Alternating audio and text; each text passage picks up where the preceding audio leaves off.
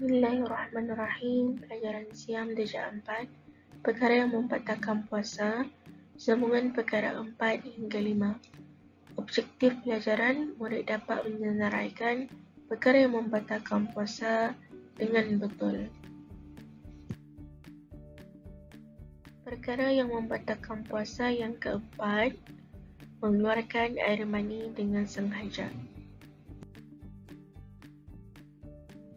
Apa yang dimaksudkan batal puasa jika sengaja menggunakan tangan atau menyentuh atau menggeser atau berpeluk cium bagi orang yang sudah berkahwin atau seumpamanya hingga terkeluar air mani. Tidak batal jika sebab ia mimpi.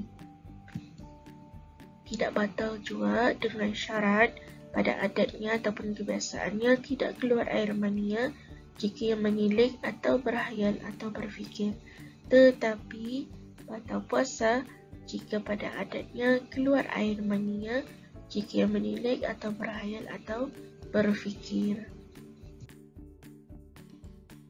Perkara yang membatalkan puasa yang kelima, memasukkan dengan sengaja sesuatu benda ke dalam rongga yang terbuka.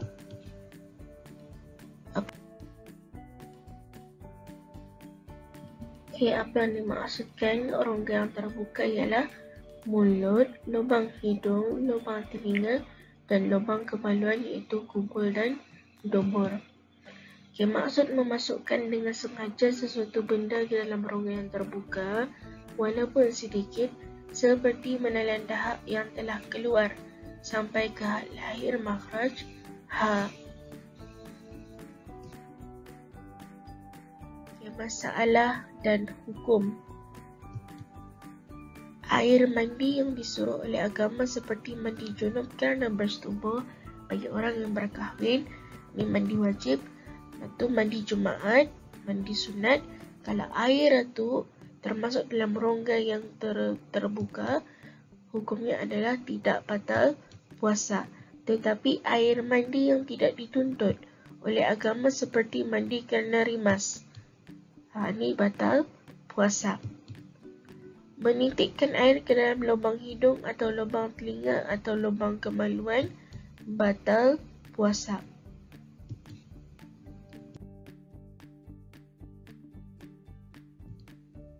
Buang air besar dan tahi itu keras dan telah keluar sebahagiannya, tiba-tiba yang keluar itu masuk kembali. Kalau ini terjadi batal puasa kerana tahi itu masuk semula ke dalam rongga yang terbuka. Bercelak mata walaupun ada rasanya ditekak, maksudnya di kerongkong kita ni. Ni perkara ni tidak batal puasa. Sama juga kalau kita ni berubat mata, menitikkan air ke dalam mata walaupun ada rasanya ditekak, tetap tidak batal puasa kerana mata bukan rongga yang terbuka. Masalah seterusnya, bersuntik atau berinjek pada urat saraf atau di bawah kulit, itu bukan rongga yang terbuka. Perkara ini tidak batal puasa, bahkan sah.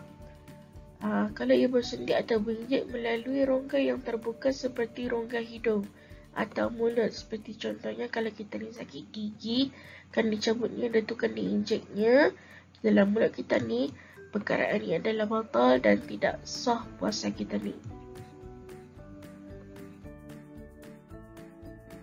Masalah yang seterusnya, pemindahan darah.